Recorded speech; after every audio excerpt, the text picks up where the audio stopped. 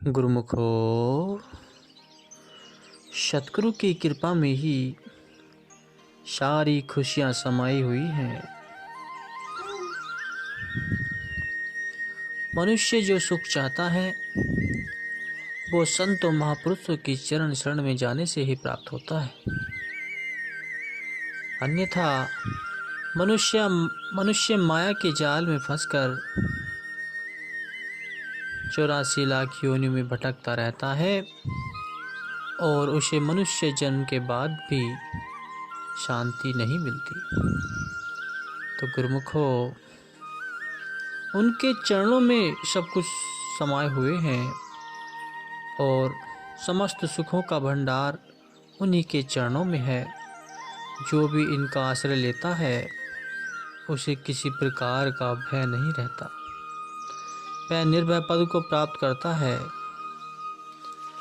सद्गुरु की कृपा से सब झूठ, कपट, अविद्या व चतुराई का नाश होता है तथा श्रद्धा और विश्वास उपजता है। श्रद्धावान पुरुष के हृदय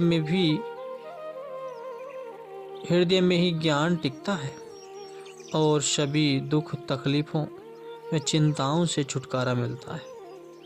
सद्गुरु की दया से ही हृदय पर भक्ति का रंग चढ़ता है और उसकी चिकनाहट से सब दुख ऐसे काफूर हो जाते हैं जैसे कमल के पत्ते से पानी। जिसके ऊपर सद्गुरु की कृपा हो जाए फिर उसे यम का कोई भी भय नहीं रहता। यम और महाकाल भी सद्गुरु के हुक्म के अधीन है। सद्गुरु के कृपा पात्र पर उसका कोई वश नहीं चल सकता। जिस पर सद्गुरु दयाल हो उसका तन मन सुखी एवं निरोगी रहता है, क्योंकि सद्गुरु स्वयं वैद्य बनकर अपने शिष्य का उपचार करते हैं और उसे सभी व्याधियों से पल भर में मुक्त कर देते हैं। सद्गुरु की दया में सब रिद्धियाँ, सिद्धियाँ और नवनिधियाँ समाई हुई हैं जो उनके कृपा पात्र सेवक को सहज में ही प्राप्त हो जाती है।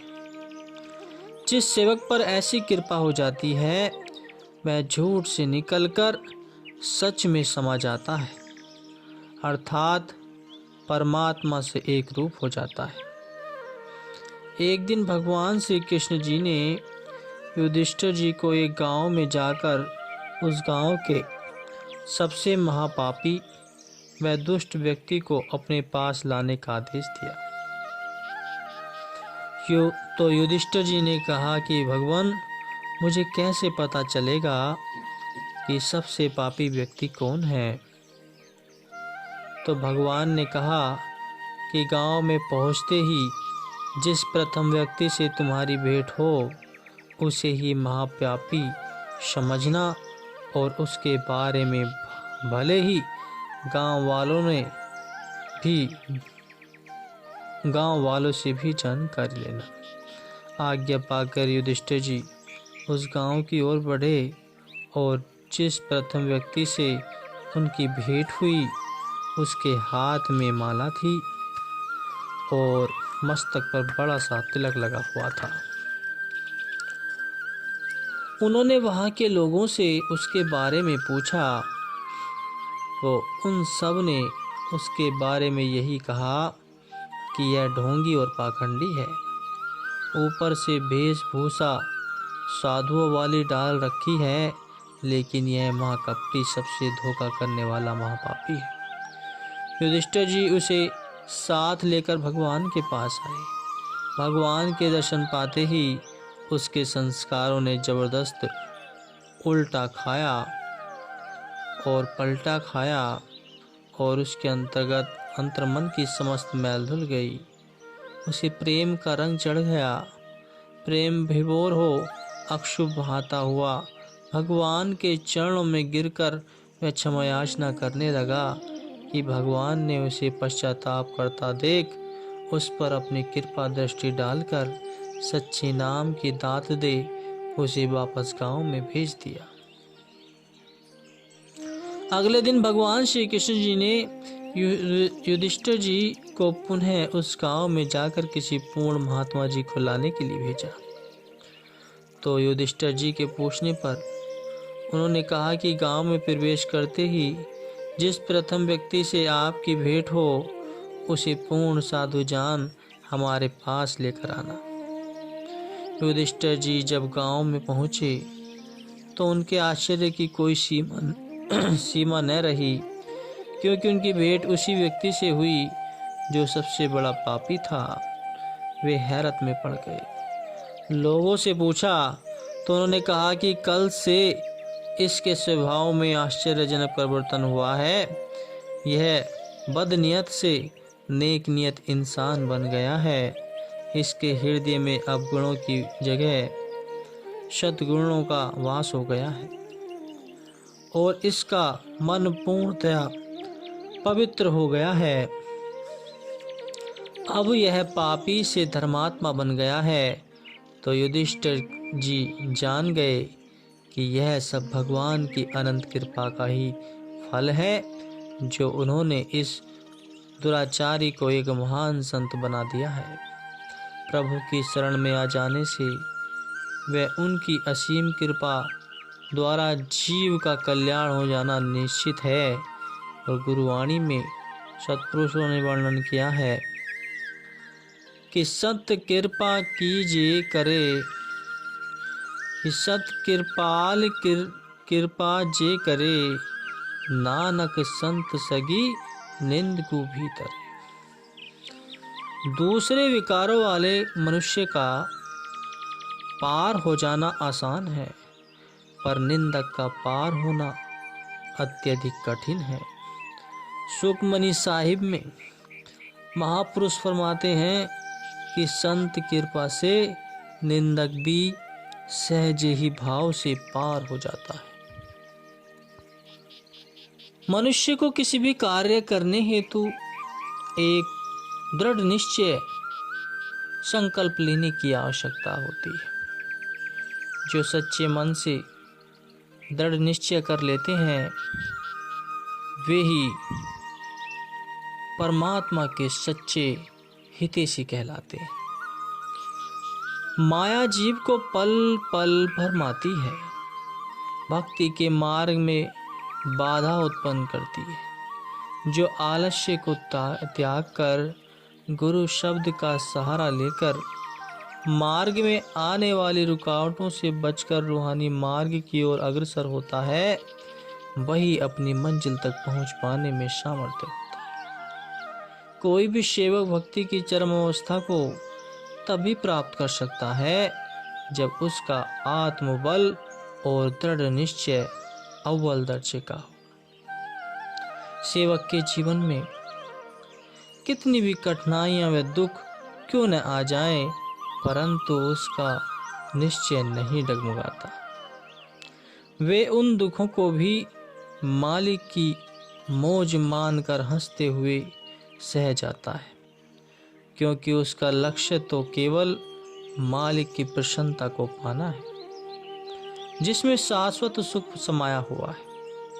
परम संत श्री कबीर साहिब जी, संत रविदास जी, मीराबाई जी जैसे संतों की वाणियाँ व जीवन चरित्र पढ़कर मन में नवीन उत्साह पैदा होता है। दिल आनंद से सराबोर हो जाता है। इन सब ने शारीरिक सुख तकलीफों को दातार की दात समझकर सिर माथे पर रखा और बेपरवाह होकर कदम आगे बढ़ाते चले। प्रभु ने भी उन्हें अपनी कृपा का सहारा देकर उन्हें अपने चरणों में स्थान दिया। मालिक की दरगाह में वही सम्मान पाते हैं जो दुनियावी सुखों को क्षणभंगुर जानकर उन्हें चित्त में स्थान नहीं देते, बल्कि दृढ़ निष्ठा धार कर सत्य की राह को ही अपनाते हैं, फिर चाहे उसके लिए उन्हें कितनी भी मुश्किलों का सामना क्यों न करना पड़े। भक्त धन्ना जाट ने एक ब्राह्मण द्वारा दिए गए एक पत्थर के छोटे से टुकड़े पर दृढ़ निष्ठा रख उन्हें ठाकुर समझकर उनकी पूजा आराधना करके उसी में साक्षात भगवान के दर्शन पा लिए। भगवान ने उनके प्रेम पर रीझ कर उसकी रूखी सूखी रोटियों का भोग लगाया और स्वयं प्रकट होकर उसके संग खेतों में हल चलाया। भक्त ध्रुव ने भगवत नाम पर दृढ़ आस्था रखकर 5 वर्ष की आयु में ही भगवान का साक्षात दर्शन करने का सौभाग्य प्राप्त किया।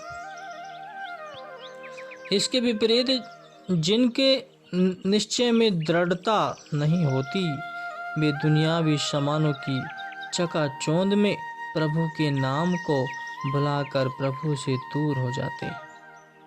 उनके दिल में सच्चे सुख को पाने की अभिलाषा तो होती है, पर मायावी दुनिया के भुलावे में आकर वह सत्य से कोसों दूर चले जाते। जो माया के चक्कर में आ जाते हैं, वे भक्ति से कोसों दूर चले जाते। भटके हुए मनुष्य को संत महापुरुषों की शरण में जाना अति आवश्यक है।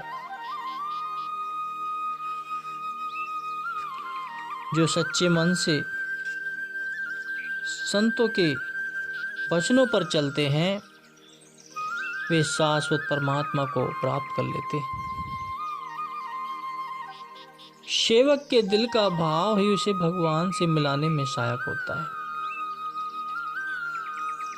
प्रभु धन दौलत व झूठी शान शौकत में नहीं सींचते, उन्हें तो केवल भक्त का भाव ही प्रिय है।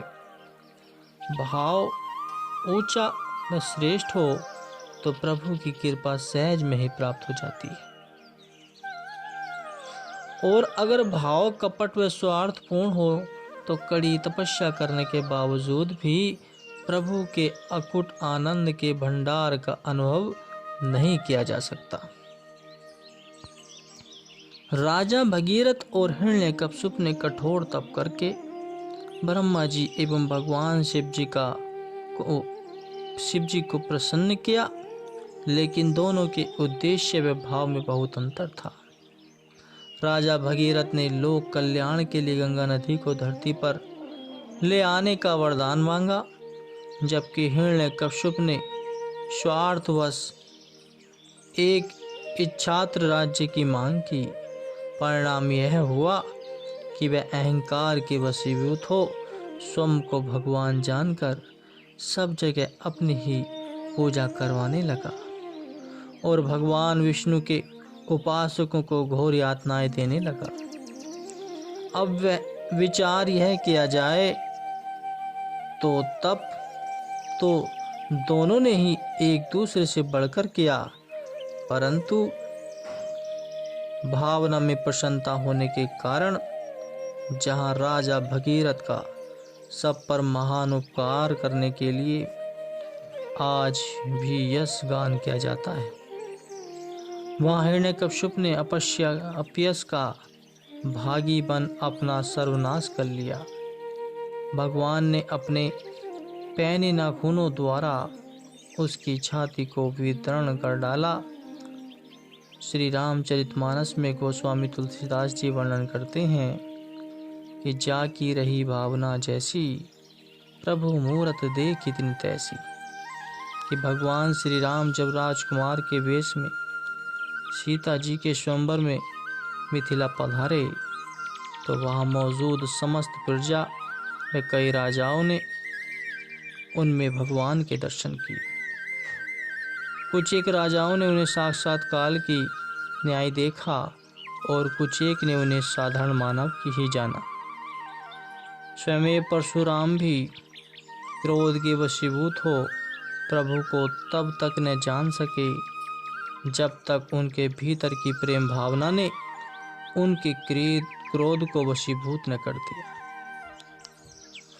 भगवान श्री कृष्ण जी महाराज ने भक्ति जी की भावना को सर्वोपरि जान दुर्योधन के फल व मिष्टात्र को त्याग कर विदुर के साग का प्रेम सहित भोग लगाया और दुर्योधन ने चाहे इस बात पर नाराजगी भी प्रकट की कि भगवान ने उसका आतिथ्य अस्वीकार करके दासी पुत्र की कुटिया में जाकर भोजन किया, परंतु भगवान ने उसकी तनक भी परवाह न की, बल्कि स्पष्ट शब्दों में भाव का ही जिक्र किया, और जिसका वर्णन समस्त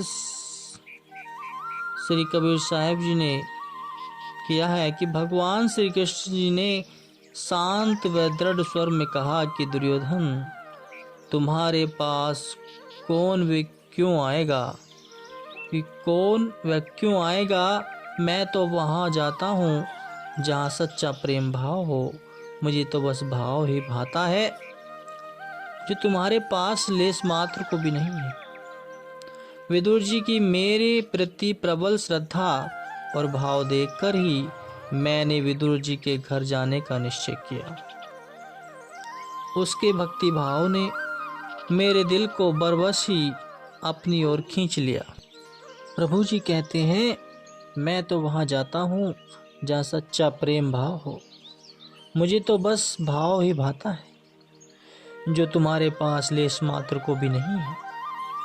विदुर जी की मेरे प्रति प्रबल श्रद्धा और भाव देखकर ही मैंने विदुर जी के घर जाने का निश्चय किया। उसके भक्ति भाव ने मेरे दिल को बरबस ही अपनी ओर खींच लिया।